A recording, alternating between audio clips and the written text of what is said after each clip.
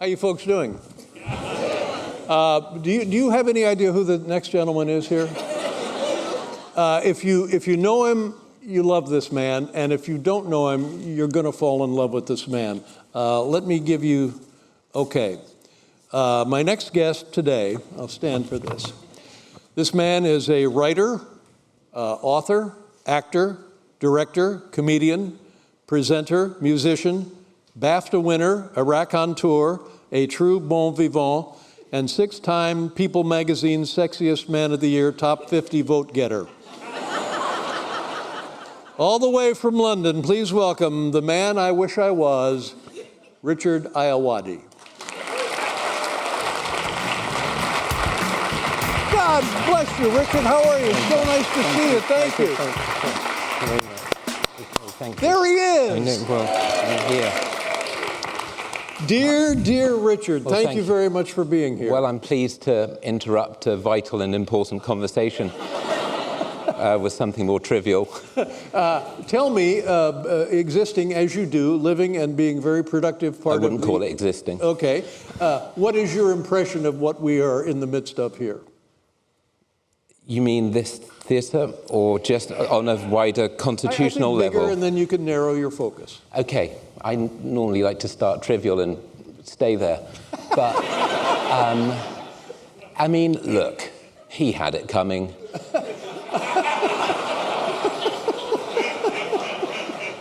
We know that. Speaking the words so venomously. It felt like quite a couch statement to me.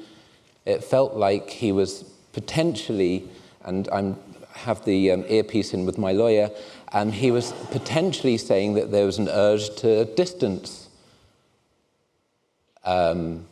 themselves from something else.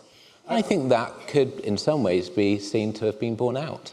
My impression of the episode indicates to me that the subsequent following up had nothing to do with the episode. It was already baked in, it was premeditated, and this is being used as an excuse to take care of business that had already been signaled. Are you potentially saying that there's been a lack of good faith?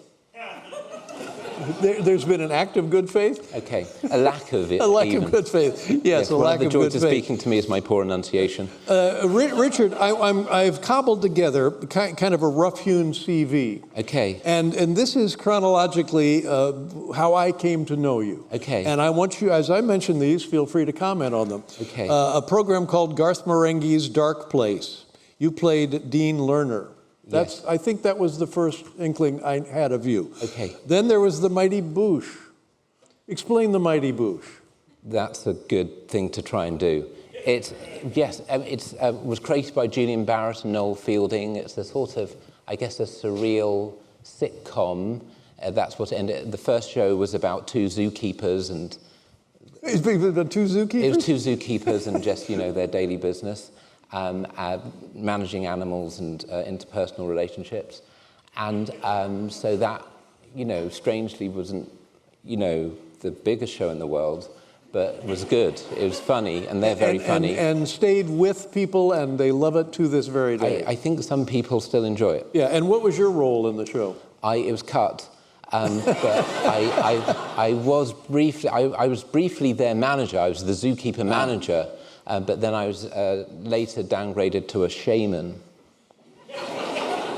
Man to Man with Dean Lerner. It was a bit of a talk show. Yes. Yeah.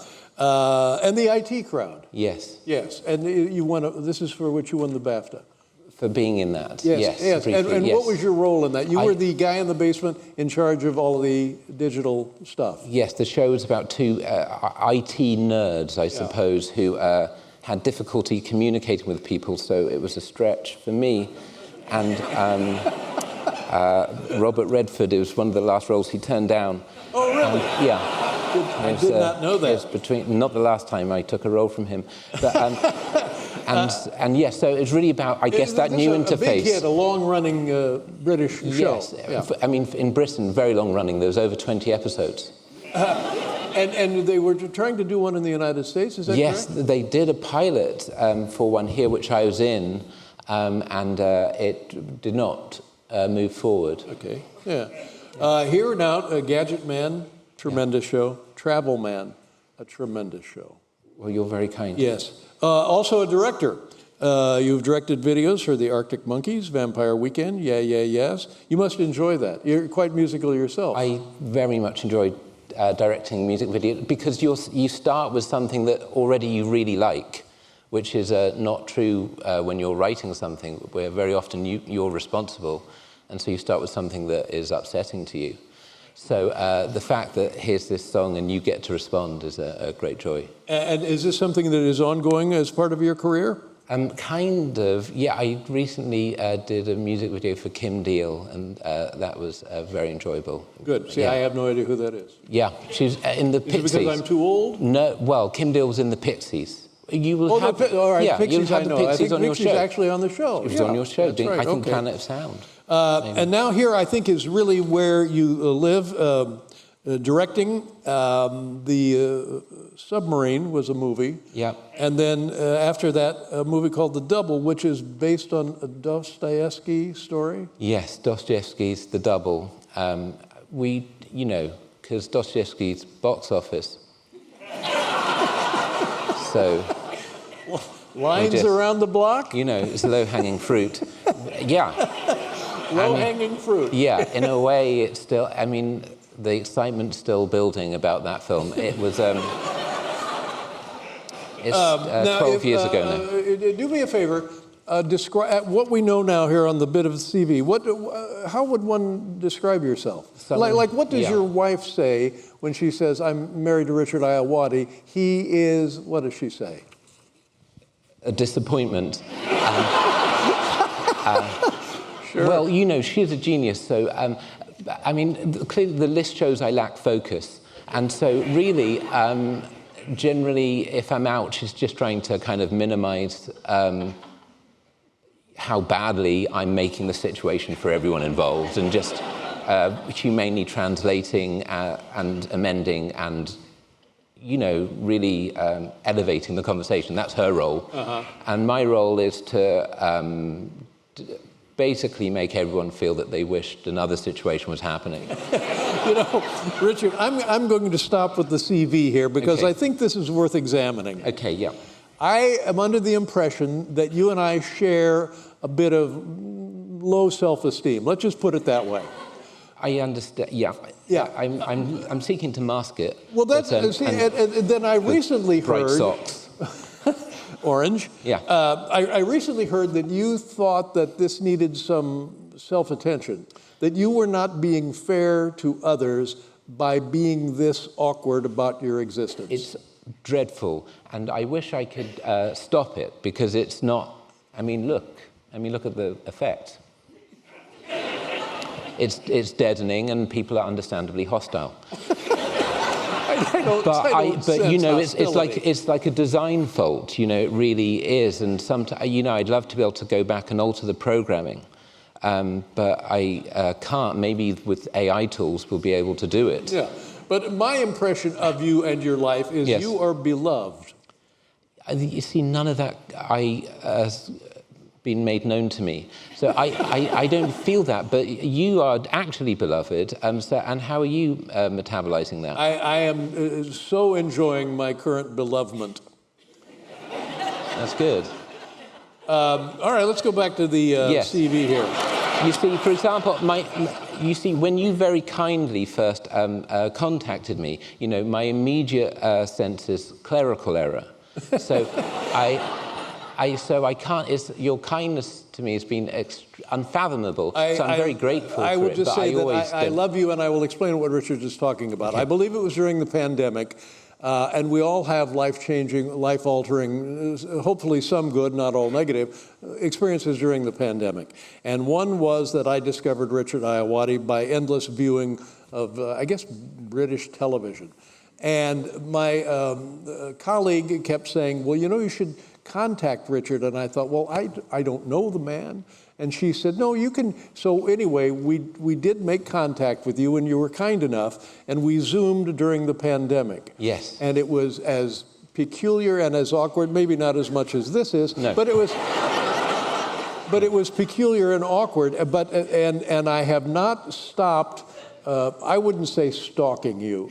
No. But I am fascinated by you as a human being and the fact that you were in show business and the fact that you were so good at what you do in show business. What were your thoughts when we were Zooming? I was in my basement in Montana. Where were you? I was in my house, and, you know, I was aware that coming through a screen, I sometimes often do better than in person. And so I couldn't understand why you wanted to speak to me. And, you know, hopefully we can solemnize the error today. I've never done this with any other person other than a family member, but I would have known them in advance of doing that. Yes. But I was just so taken. And then later I thought, I'll bet Richard was waiting for me to offer him like a free trip or come to visit me or how would you like a new car or something. Yeah. But I had nothing other than, oh, geez, I really enjoy your work. It was awkward because my bank manager was silently there. And I was just saying, the transfer's coming through any moment. We have to wait for the right moment so it's not gauche. But it was a delight to speak to you, and it was, yeah, I mean, gosh, what have I done to deserve it? So no, please stop it. But we're really good pals now. Yeah, we're close. And this is me being close to someone. This is as good as it gets. I have so many things I'm quite eager to quiz you about. Yes. But I want to get to your Charles Dickens part of you. How many books have you published? I don't know. We got like a dozen here so far. Okay. Well, I've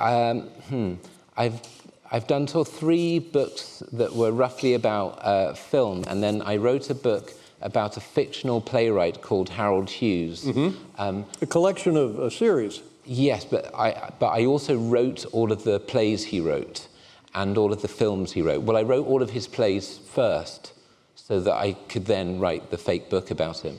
This is quite an undertaking, for heaven's sake. Well, it was the pandemic, so I had some time. It took a while, but I sort of wrote his plays in chronological order, and then the idea is that this great playwright, this post-war sort of royal court. And based on the life of an actual playwright? I mean, there's elements of that, so that post-war, Pinter, Beckett, Wesker, and also Albee, and those people, those kind of tough, existentialist kind of writers. But it wasn't, I think, in some ways a kind of knock about them. They happen to be my favorite playwrights. It was in some ways hoping to kind of immerse yourself in that world, like almost an extreme form of fan fiction. So I wrote these fake plays, and then within the narrative, this person sells out and writes exploitation films, like The Deadly Gust about a haunted wind. And then... but you understand what I'm talking about. There is no one like this guy. Well, that's the evolution. And which creative outlet do you prefer? Which is the most satisfying? Well, I like directing a great deal, but it does often feel like an egg timer filled with money. So you have that sense. With writing, the cost is low, and so I'm less. So there's an enjoyable thing about that you can do it, and that you're not necessarily wasting the time of others. But I do like the collaboration of making films. I have a copy here of something called Richard Ayoade Afterthoughts, a new effort? It's a new effort. Effort is a very good word for what it is. And when you publish these, are they sold out? Are they wildly successful? You can't get any copies of my books anywhere because no quicker than we publish them. They've read it, yeah. Yeah, because we publish one at a time because that's what... That's the one book Richard of it. Ayoade, Afterthoughts. Yeah. And I understand you've brought enough for the entire audience? Yes, if you look under your seats. No, of course not.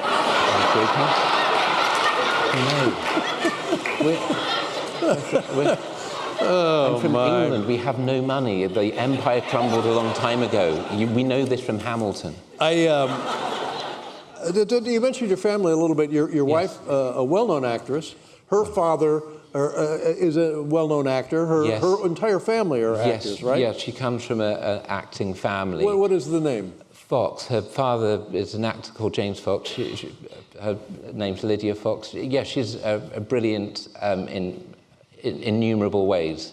And yeah, she's a great... Anytime I do something, I desperately beg and try and convince her to be in it. Right. And she writes... You must have worked together, right? Yes, we have, yes. And I think she's been in everything I've done. Yeah, she writes, and she's a great writer, and yeah. And am I correct? I tried to put this together. A member of her family, yes, I think maybe her uncle, right, also an actor, yes, was in The Day of the Jackal, Yeah. The Jackal. Yes, Edward Fox, he's in that, yes. Yeah. Yeah. And I feel... That's a tremendous role, by the way. I got in the part. No, I wasn't born. I wasn't born. Fred Zimmerman, who can... I mean, what a director. Oh, has he directed that? Man for All Seasons in Oklahoma. I mean, he's one of the best Fred Zimmermans. So, let's talk a little bit about, recently, we have seen you in the Wes Anderson film, The Phoenician Scheme. Yes. I watched this the first time, and then I watched it a second time. And the second time I watched it, I so far more enjoyed it than the first time. Yeah. And the second time I watched it with my family, and we all enjoyed it. It is, well, it's a visual feast, for God's sakes. Yeah. The sets, every frame, are like a Bruce McCall drawing, a guy who used to do covers for The New Yorker. Tell us about your relationship with Wes Anderson. This is the second project you've done with him? Yes, I was briefly in Henry Sugar, which he did, the Roald Dahl adaptation. And he's a genius. There's How did you get no other that way. part? He emailed me. This is the thing. He knew of you from other work. Well, when I directed this film, Submarine, he, Noah Baumbach, and Ben Stiller was an executive producer on a Submarine, and Ben very kindly got Wes and Noah to present it in New York. Mm-hmm. And so I met them through that. And so we, and they were both, well, all three were very kind. I'd known Ben a little while, and they kept in touch, and we just sort of emailed, and I would, he was kind about the films I did, and there was no chore for me to say how much I enjoyed what he did. Now, what I observed in that film is the actors in these Wes Anderson movies, it's a lot of work. Yeah. It's a lot of very complicated dialogue that has to be precisely delivered at a speed that is beyond what how I can speak. Is that a fair assessment? Well, yeah, they're dense, and for someone so visual, he's extremely verbally dexterous. And at the moment, we're writing a film together with Roman. You and Wes Anderson writing a film. Yes. This is fantastic. It's really enjoyable to see him. And it was interesting listening to your talk, well, not the talk here about AI, the talk, because what seems particularly interesting about Wes is when you're writing with him and with Roman, there are many solutions that come up which sound pretty good. You said Roman? Roman Coppola. Yes. Who has written... the nephew of Francis Ford? He's the son. Son of Francis Ford Coppola. And so many solutions present themselves, or many ideas that you go, this seems a good idea, but he's waiting for something that is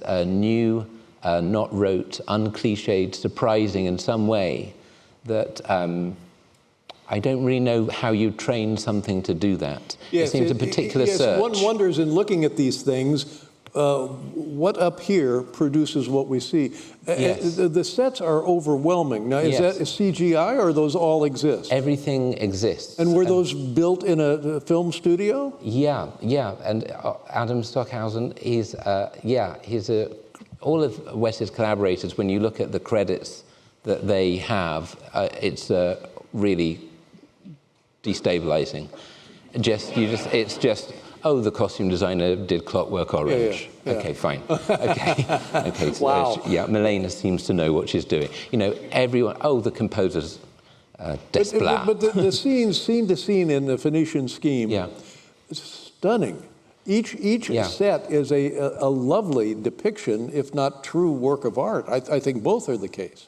Well, I mean, there's no one like him, I think, and someone who seems so animated by joy, but manages to combine it with a real precision, and not necessarily, I think, in the way that it's been characterized to do with the framing, although that's precise and important, but more just as he has a sense of not wanting to stop until it is as interesting as it could be, and as packed and Yes, as well, they certainly are dense. very dense and quite Yeah. rich. Yeah. And in the Phoenician scheme, and when you work, like in your part, you seem absolutely flawless in your presentation. Is that one take and we're done, or is that 9 takes we're looking at?